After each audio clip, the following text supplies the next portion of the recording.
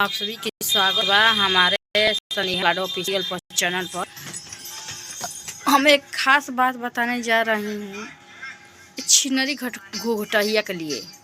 ए छिनरो ए बुरजरनो का तहार भभकता अनुआ के देख के दो लड़कवा जन्म दे दिया अपने कोख से, इसीलिए बुरजरनो भभकता हो। ए छिनरो ए घटी काहे तू तकलीफ पाऊ, काहे मरचा लेके भबाता हो चुदनो।